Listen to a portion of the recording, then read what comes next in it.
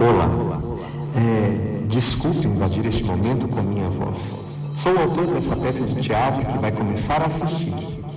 Me encontro em um momento de muita dúvida. Não sei exatamente como passar tudo o que estou pensando. Eu peço que tenham um pouco de paciência e que possam me acompanhar nos próximos minutos, horas ou até dias. Para eu escrever tudo o que quero, vou começar criando 2 personagens. Vamos lá então? Melhor começar e espero que essa história possa mudar a sua vida. Geralmente no teatro temos 3 toques para que vocês se preparem.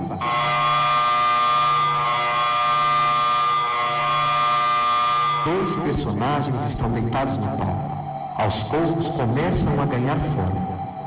Levantam-se lentamente como se estivessem ganhando vida. São fortes, expressivos e ágeis. O primeiro abre a boca e diz: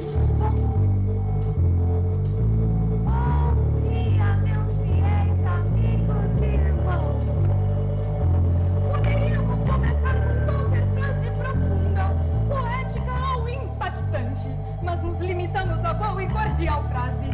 Bom dia!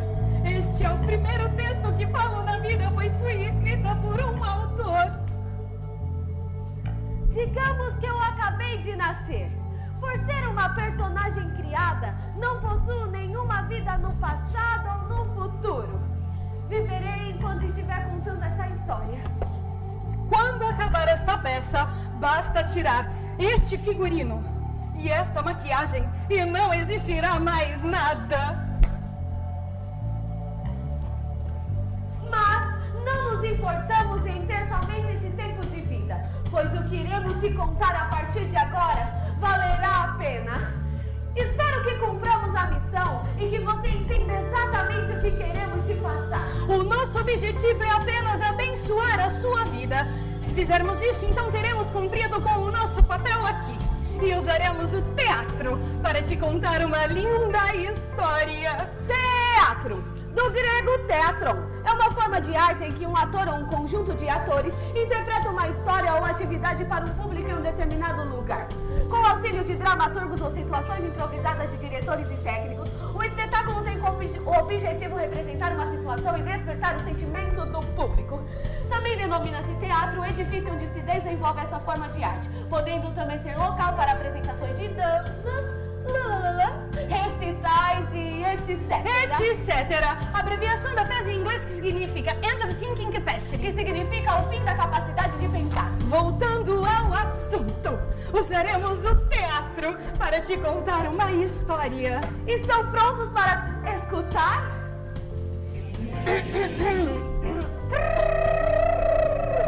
Muito prazer! É uma alegria dividir o palco ao seu lado. O prazer é todo meu por ter sido escolhida pelo autor para contar esta história junto com você. Que Deus te abençoe e que sejam colocadas as palavras certas em sua boca. Amém. Seja ousada e usada para abençoar estas vidas. Vamos começar então? Vamos!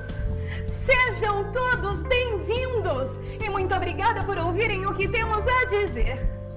Neste mundo grandioso chamado mundo, que tal uma porção de uma boa e velha conversa? Conversa esta que faz a nossa mente pensar. A graça de ser humano está em compartilhar experiências com outro ser humano. Não estamos aqui para conversar com as paredes, mas sim para ouvirmos a sua respiração acelerar.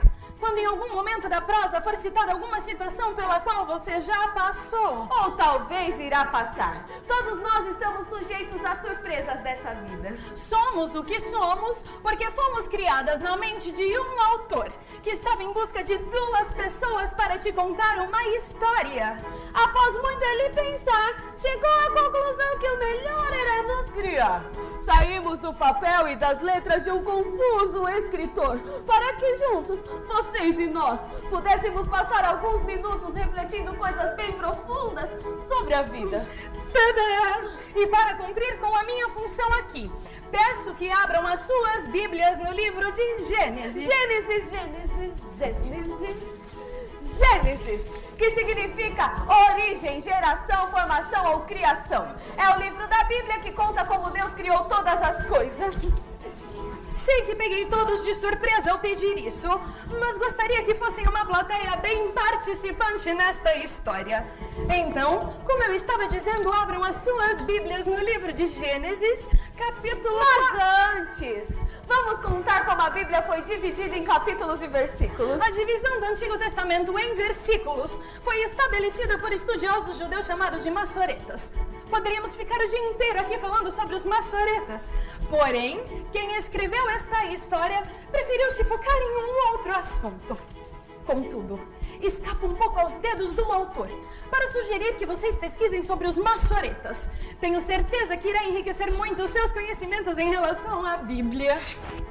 Os maçoretas dedicavam as suas vidas na recitação e cópia das Escrituras. Foram eles que primeiro dividiram o texto hebraico do Antigo Testamento em versículos. Os maçoretas também influenciaram muitas pessoas no decorrer da história, fazendo com que o Novo Testamento fosse dividido em capítulos e versículos. Até boa parte do século XVI, a Bíblia era publicada somente com capítulos, e Lutero estava incluído nessa fase. A primeira Bíblia a ser publicada integralmente dividida em capítulos e versículos foi a Bíblia de Genebra, lançada em 1560 na Suíça. Em português, a primeira edição do Novo Testamento, de João Ferreira de Almeida, 1681, foi publicado com a divisão de capítulos e versículos. Em resumo, dividiram a Bíblia em capítulos e versículos, pois perceberam que seria muito mais fácil para memorização e localização das passagens bíblicas. Já imaginaram como seria encontrar uma passagem bíblica sem este doce presente? Seria como... Abram as suas Bíblias em Salmos 119, parágrafo 628. Já perceberam que amamos conversar? Mas não nos culpe por isso, pois fomos criadas com muitas letras. E nossa função hoje aqui é falar, falar e não parar de falar, até que seja escrita a palavra fim. Então, como eu estava dizendo anteriormente, podem abrir as suas Bíblias no livro de Gênesis, capítulo 41, Desculpe atrapalhar mais uma vez, mas eu fico imaginando em quantos meses passaram escrevendo a Bíblia. Pois é um livro muito grande, né? A Bíblia é um livro que não foi escrito da noite para o dia, mas levou 1000 anos para ser escrita do início ao fim. Críticos literários dizem que os seus primeiros escritos não teriam surgido antes do século 9 a.C. e que os seus últimos escritos teriam acontecido 100 anos depois de Cristo. Soma resultante em 1000 anos. Tudo isso porque a Bíblia não era um livro único, mas sim uma verdadeira biblioteca. Podemos dizer que o seu surgimento começou há vários séculos antes da vinda de Cristo. A Bíblia não era um livro de corpo único como conhecemos hoje, pois os teus livros não estavam todos juntos. Algumas pessoas possuíam uma carta de Paulo, outras o Evangelho de Lucas e outras ainda textos do Antigo Testamento. Uau! Eu acho que todos que se dizem cristãos deveriam estudar profundamente a Bíblia e a sua origem. Pois não adianta somente abrirmos a boca e dizer que temos uma Bíblia se nem sabemos como ela foi escrita. Mais uma vez, estamos fugindo do foco da história principal. Você poderia ficar quieta e deixar que eu prossiga? Está querendo dizer que a culpa é minha? Não foi bem isso que eu quis dizer, mas... Está insinuando sim que eu estou querendo atrapalhar. Saiba que meu objetivo aqui é o mesmo que o seu.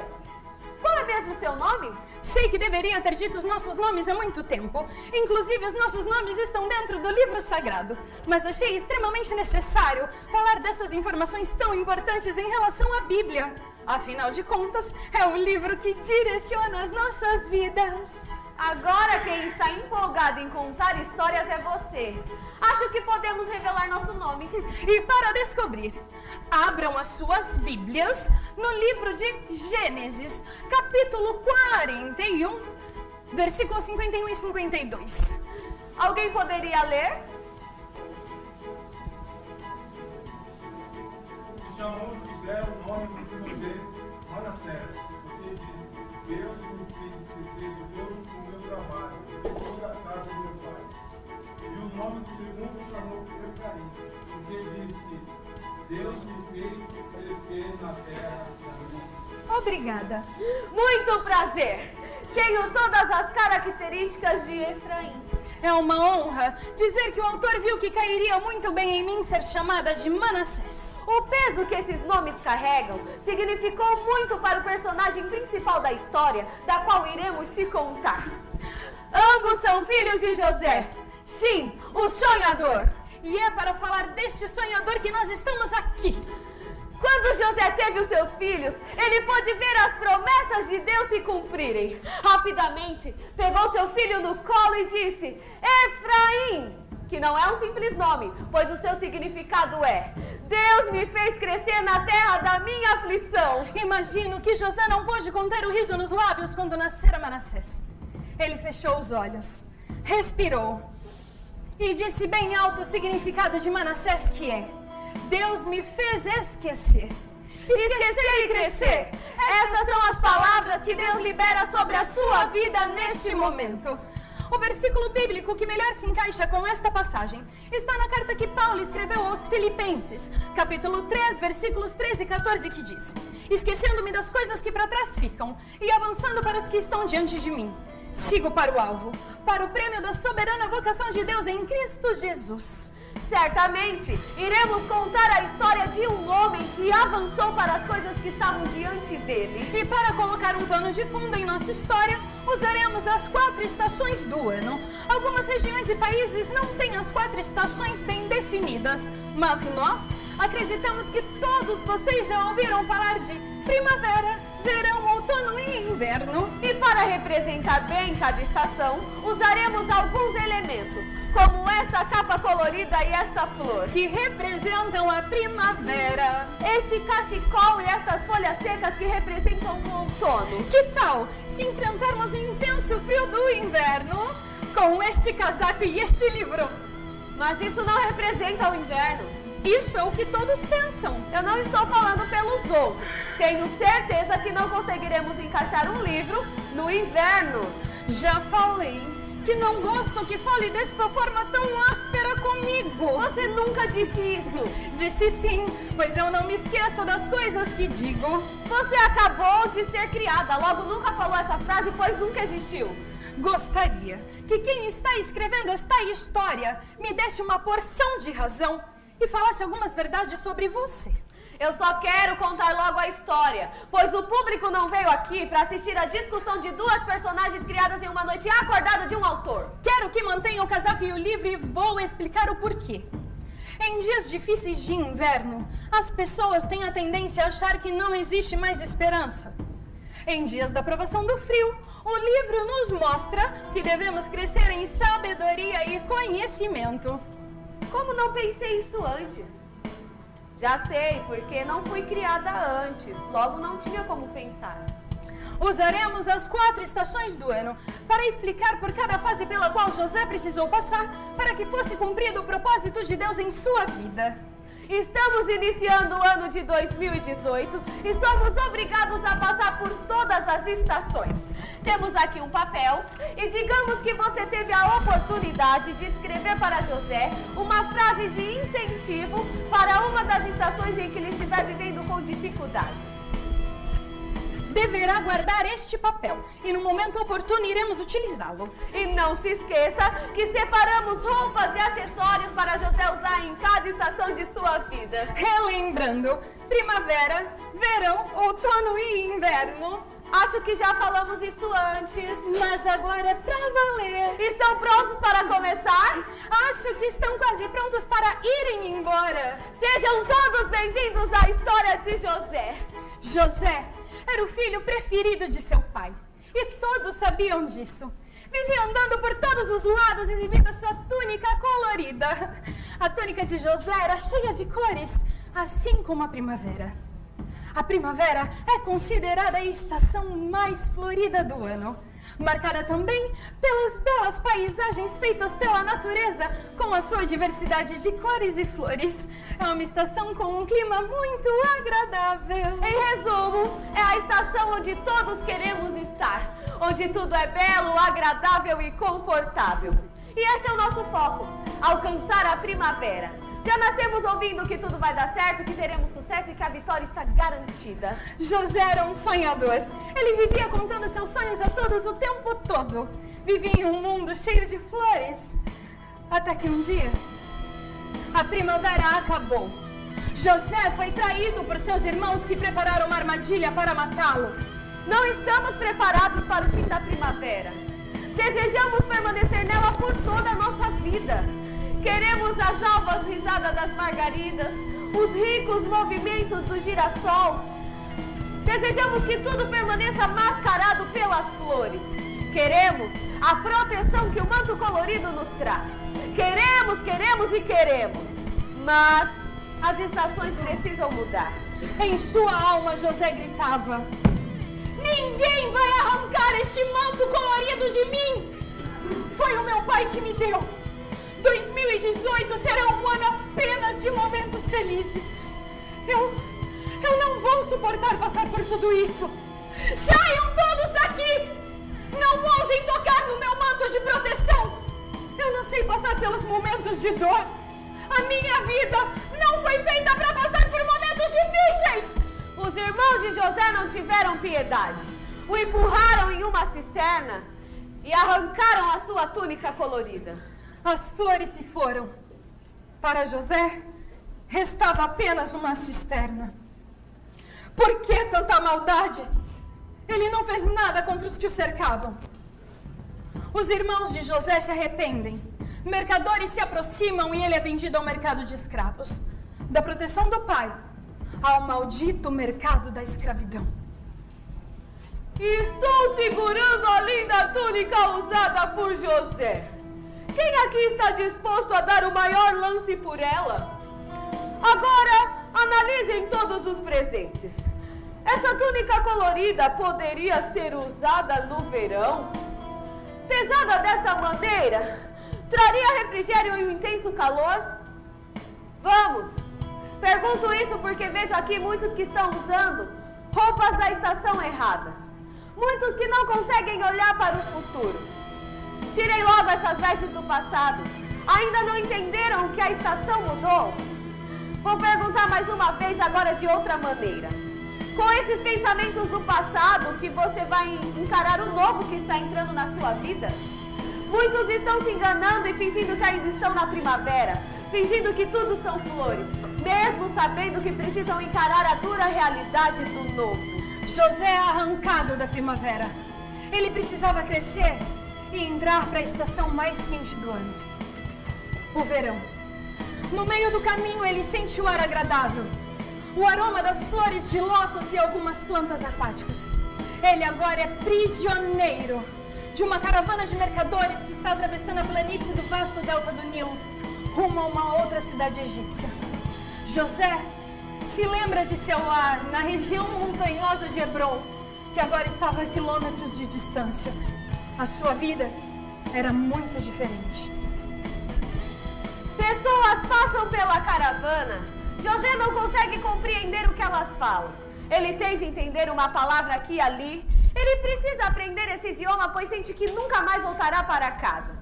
José tinha 17 ou 18 anos, mas enfrentou desafios que fariam qualquer homem sentir medo. Ele quase foi assassinado por seus próprios irmãos, que sentiam ciúme por ele ser o filho favorito de seu pai. Mas acabou na mão de mercadores. E agora, após semanas de viagem, os mercadores estão ansiosos para chegar na grande cidade, onde pretendem lucrar bastante com a venda de José e outras mercadorias. José é levado ao Egito. E Potifar, oficial da corte de Faraó, chefe da guarda pessoal egípcio, resolveu comprá-lo das mãos dos ismaelitas que o haviam levado lá para baixo. Conseguimos ver José seguindo seu novo amo, um oficial da corte de Faraó, pelas ruas movimentadas do mercado da cidade, rumo ao seu novo lar. Tudo no Egito era estranho. A língua, a vestimenta e principalmente a religião.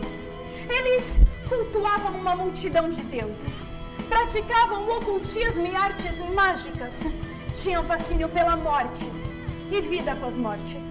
Mas algo ajudou José a enfrentar a solidão.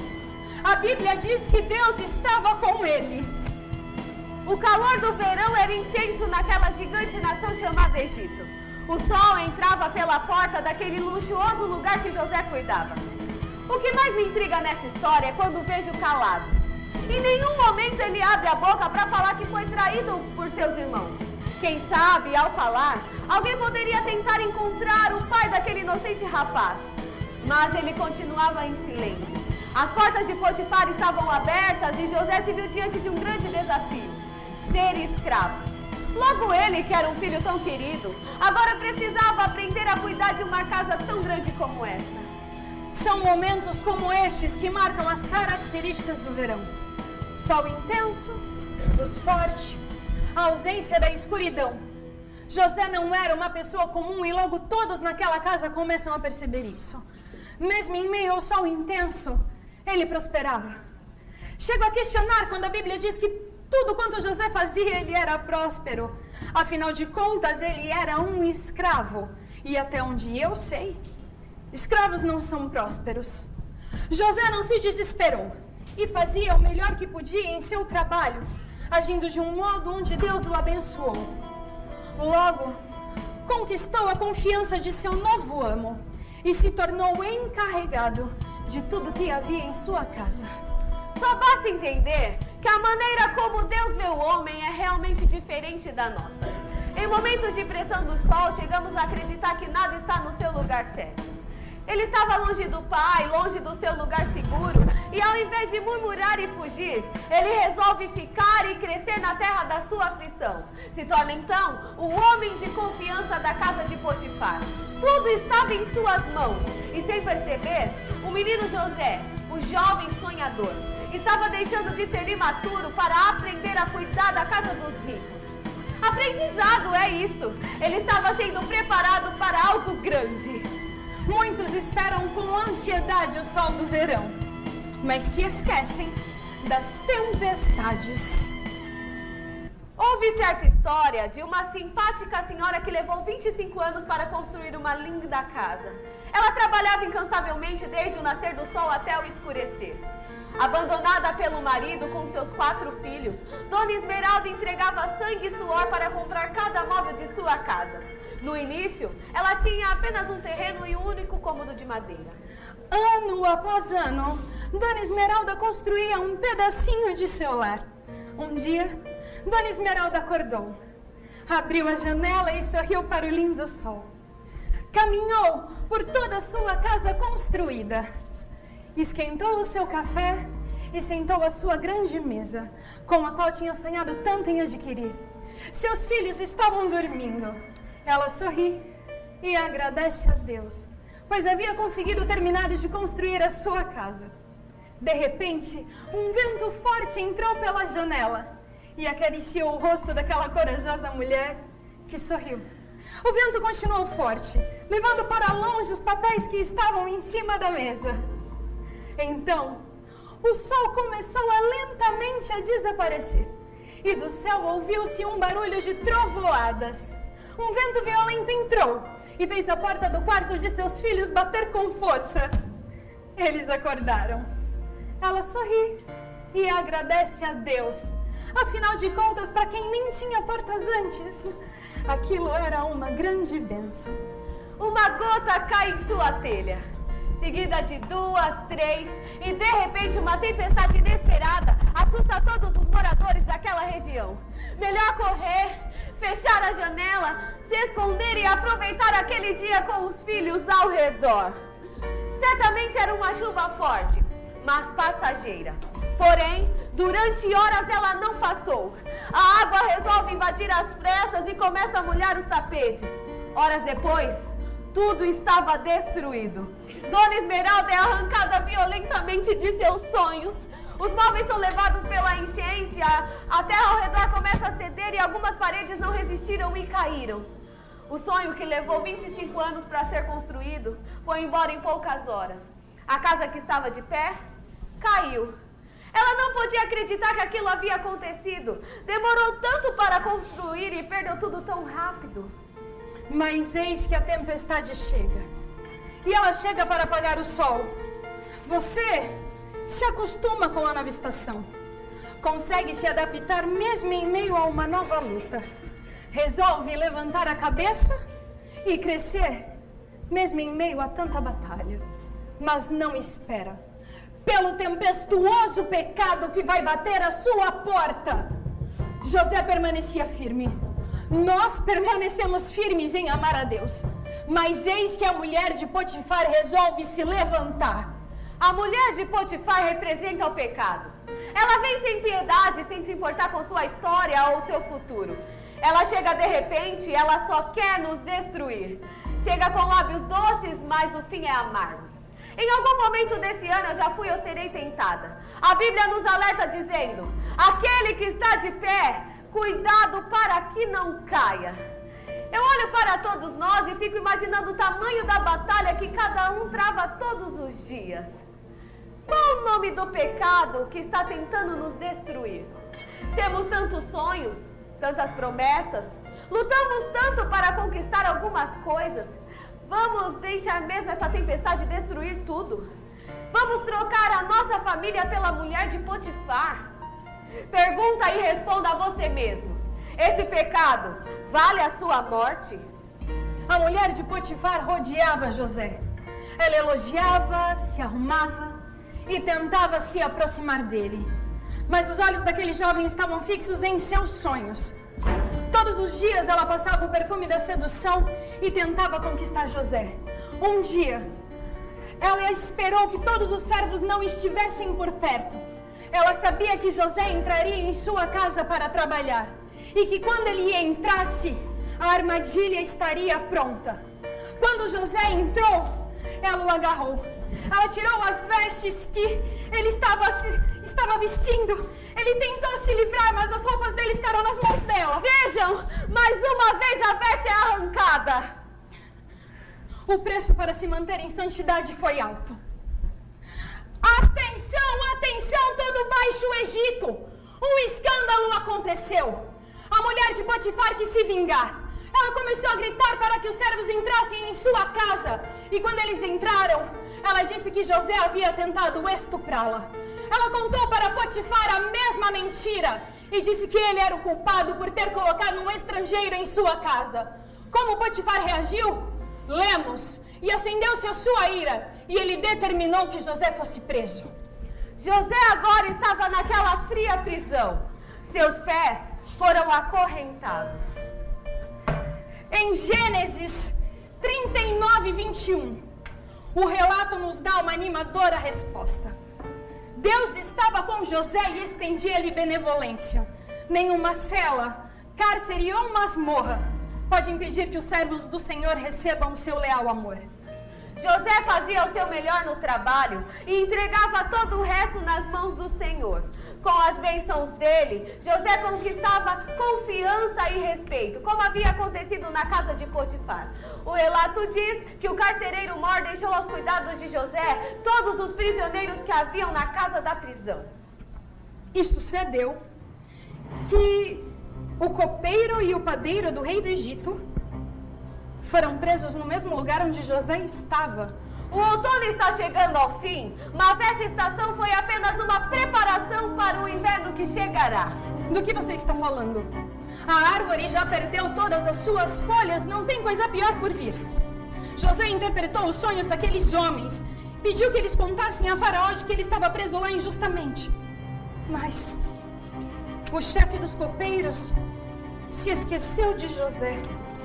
As folhas estão caindo para a árvore economizar energia para passar pelo frio. Agora vem uma fase pior. Vejam todos o que eu encontro aqui.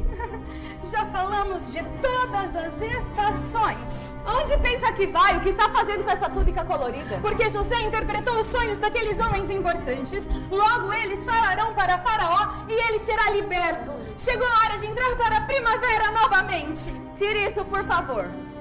É hora de devolver a túnica colorida para José. Tire isso, por favor. Você não entendeu? É hora de devolver a túnica para José.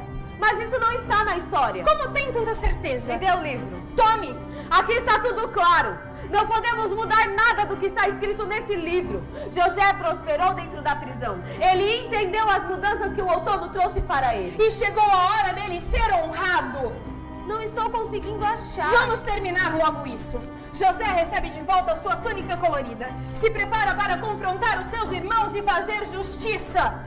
Onde você está vendo isso? O autor não pode estar escrevendo essas palavras. Por que para você é tão difícil entender que teremos um final feliz? Mas não imagino que seja agora. Na sua cabeça, as pessoas precisam sofrer ainda mais, é isso. Espere, você arrancou uma página?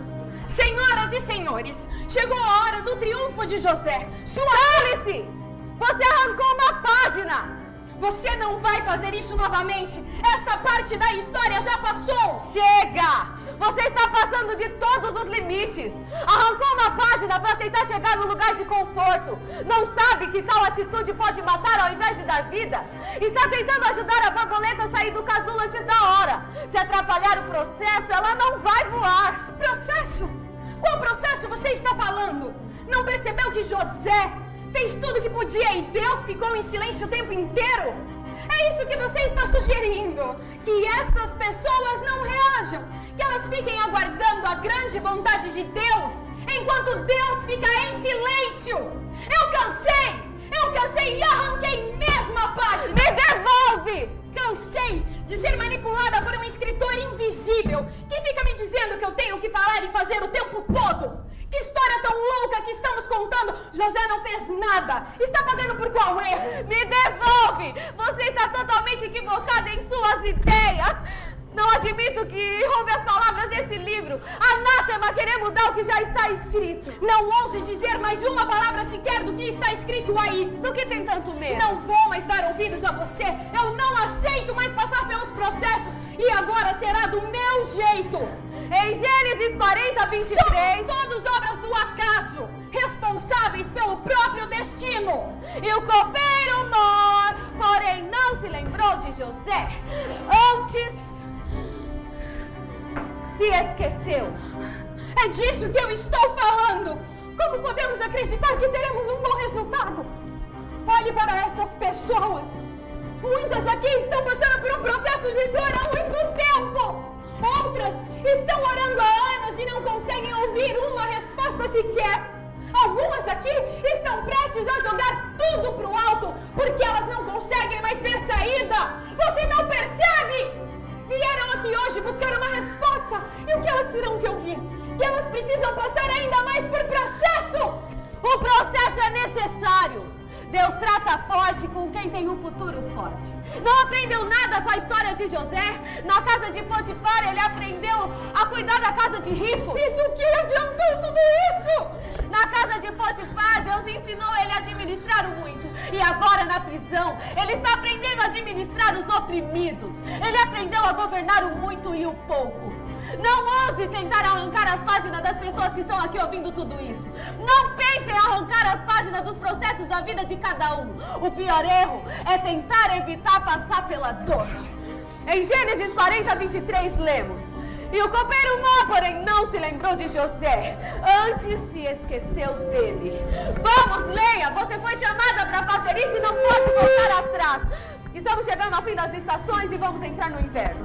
E aconteceu que ao fim de 2 anos inteiros... 2 anos de inverno.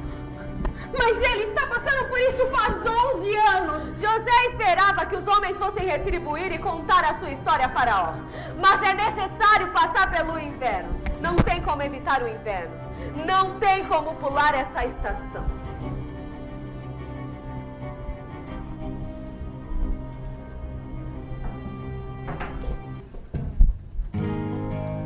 Agora, eu quero propor um desafio para você.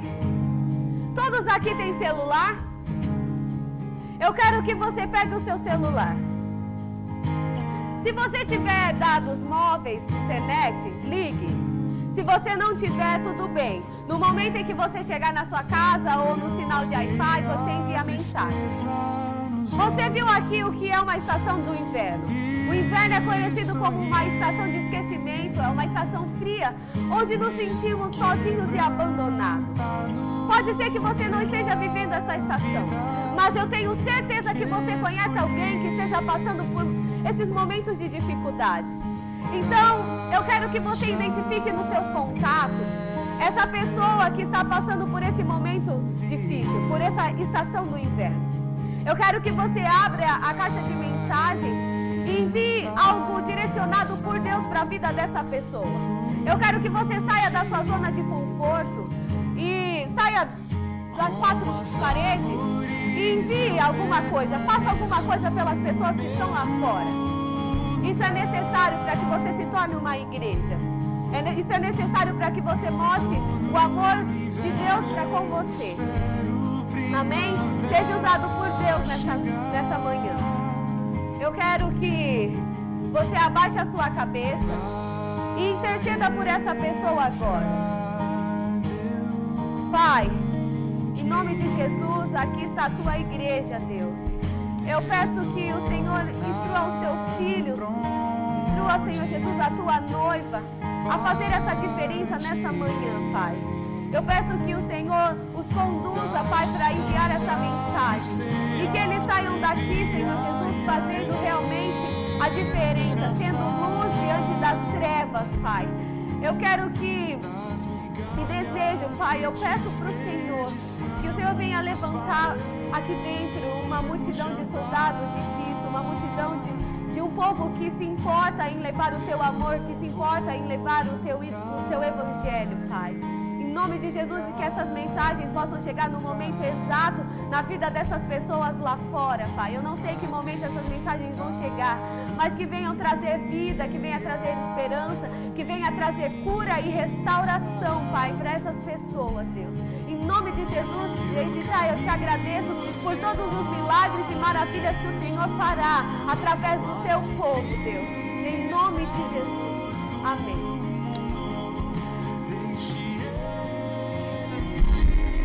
A Giovana escreveu uma frase de incentivo para José passar por esse momento de dificuldade. Ela disse: José, olhe para o passado e sorria. Ele não voltará. O Senhor está contigo. Olhe para o futuro e sonhe com o amor de Deus e seus planos. Ele está contigo. Eu quero que vocês guardem isso no seu coração nessa manhã, amém? E iremos retomar a peça. Não foram dias fáceis. José foi completamente esquecido por todos lá fora, mas isso não o abalou. Realmente devo admitir que José era um homem admirável. Mesmo na prisão ele prosperava, e mesmo em meio ao esquecimento, ele crescia. Esquecer e crescer. Essas sempre foram as metas de José. Ele aprendeu a dar ouvido aos prisioneiros, mas o inverno está chegando ao fim. Agora sim eu consigo entender. Quando você me falou anteriormente, eu não entendia. Mas agora eu entendo que José precisou passar pela prisão para se tornar um homem forte. Ele precisava passar por todos esses processos para se tornar governador. Ele necessitava de entender tanto rico quanto pobre. E em Gênesis 41:2, começa a falar de um sonho que Faraó teve. Este sonho perturbou muito a mente daquele grande líder que convocou os adivinhadores de todo o Egito, mas ninguém conseguia interpretar. Gostaria que continuasse contando, faço questão que fale dessa parte tão importante da história de José. E aconteceu que o rapaz que havia sido preso com José se lembrou dele.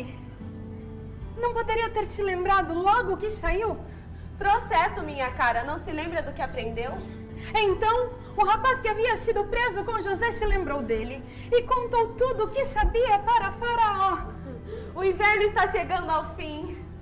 Faraó mandou imediatamente chamar a José para contar todos os seus sonhos e ele interpretar.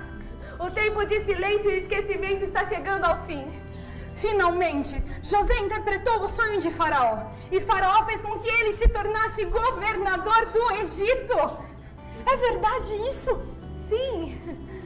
E imediatamente foi dada a ordem pela autoridade maior do Egito para que José trocasse as suas vestes para entrar na primavera. A túnica colorida faz parte do passado de José. Mesmo a primavera se repetindo, Deus preparou algo novo para o nosso jovem sonhador. Uau! Então, finalmente, José pode começar a usar esta túnica. Sim. Faça de conta que você é José. Sim. Faraó tirou o anel de seu dedo e colocou autoridade em suas mãos. Mandou vesti-lo com vestes de linho fino e colocou um colar de ouro em seu pescoço. Um dia antes, ele era apenas um escravo na prisão. Agora, finalmente, José poderá contar para Faraó tudo o que os seus irmãos fizeram e fazer com que eles se tornem escravos e passem pela mesma coisa que ele passou. Não! Como é mesmo o nome que o autor da peça colocou em você? Manassés. Aí está o segredo. José recebeu sua esposa, teve 2 filhos. O primeiro ele colocou o nome de Manassés. Lembra qual o significado desse nome? Claro que me lembro. Manassés significa Deus me fez esquecer todos os meus sofrimentos e a família de meu pai. Aí está outra grande chave. A primeira coisa que se deve fazer no dia da sua vitória é esquecer de tudo que te fez sofrer. Você não recebe a vitória de Deus para provar ao homem que venceu. Esquecer e crescer não é somente o nome de uma peça, não é mesmo? É uma frase para se levar o resto da vida. Esquecer e crescer. Esquecer e crescer. Receba isso na sua vida. Essa foi a história de José.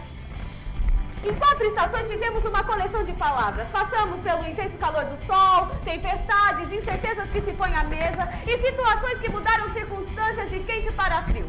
Você teve tempo de se encontrar em uma das estações e observou atentamente nós depositarmos em ti nossas palavras. A palavra fim ainda será escrita, mas antes que esse ato imprescindível aconteça, olhe só o que eu encontro aqui.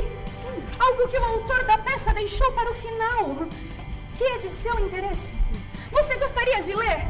Pode fazer as honras, minha amiga. Minha cara, eu acho melhor não lermos o conteúdo do que está escrito aqui. Você tem razão, acho que o público não vai querer saber. Pode atrapalhar o processo. Esta página é a sua história. Essa é mais uma história que alguém contará em 2018. Você quer ler essa carta? Ou prefere passar pelos processos, acreditando cegamente que o autor da sua vida já escreveu o destino final? Se você decidir confiar, então eu te dou um conselho. Continue e persevere. E no momento correto, o Senhor trocará as suas vestes, assim como as de José. O nosso papel foi concluído. Assim, nos despedimos por enquanto. Mas as estações irão te encontrar em todos os momentos desse ano. E quando estiver passando por cada uma delas, lembre-se do processo. Esquecer e crescer. Esta foi a história de José. Muito obrigada por compartilhar todo esse tempo com o meu lado. Este é o último texto desta peça de teatro. E agora começará a sua história na vida real.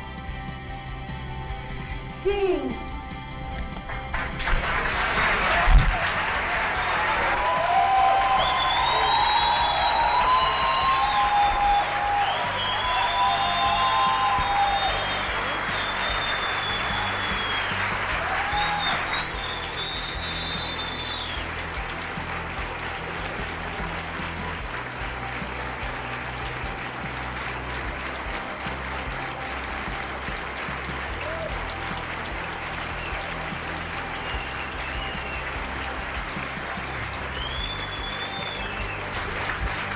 Glória a Deus por isso. Muito obrigada, igreja, muito obrigada. Mensagem forte, né? História de José, que muitos aqui, eu acredito, já ouviram muitas vezes, mas contada de uma forma diferente, usando as 4 estações e fazendo uma pergunta muito simples. Em qual estação você se encontra? Passamos pela primavera, onde tudo é flores, onde tudo é agradável. Passamos pelo outono, onde é a preparação para um grande inverno. Onde você se encontra? Será que você está no verão? Será que você está no meio de uma tempestade de verão? que você não consegue entender muito bem, porque num tempo tão lindo, porque de uma forma tão maravilhosa a sua vida está, e de repente vem algo que mostra essa dificuldade, que mostra que algo não está certo, mas você não consegue entender porque tudo ao teu redor está bem. E nessa manhã, eu quero te fazer essa pergunta: em qual estação você se encontra? Você conseguiu se identificar? Você conseguiu entender em qual estação você está? Para nós é uma honra muito grande estar aqui nessa igreja, estar aqui nesse corpo de Cristo, porque realmente vocês fazem um trabalho incrível que nos encantou. E eu pergunto para você: o que você tem feito para agregar nesse trabalho? Você tem deixado Deus te curar para que você possa somar ainda mais? Você tem deixado Deus te fazer passar pelos processos para que você possa somar ainda mais? Porque não adianta nós chegarmos a um ponto e não queremos mais os processos. Não, eu já estou muito bem, minha família está bem, meus filhos estão criados, eu já tenho meu ministério na igreja, chega, para mim está tudo bem, eu posso parar por aqui. Não, irmão, você pode ir além, você pode ir mais. Tem projetos incríveis nessa igreja que, meu Deus, eu estou apaixonada por isso.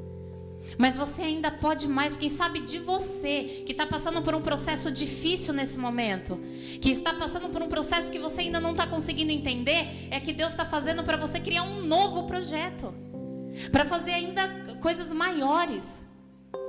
José teve que entender que o processo era necessário e ele entendeu. Então nessa manhã, meu irmão, entenda que o processo que você passa é importante para que você possa fazer coisas grandes lá na frente. Deus conta com você. Deus conta com você para aumentar ainda mais o reino dele. E olha que honra. Um Deus todo-poderoso que pode usar quem Ele quiser. Ele escolheu você para estar ouvindo essa mensagem de manhã, para entender: filho, filha, é um processo que você precisa aprender. É um processo. E depois desse processo vai chegar a primavera, que você vai conseguir entender o porquê. Mas até isso acontecer, calma.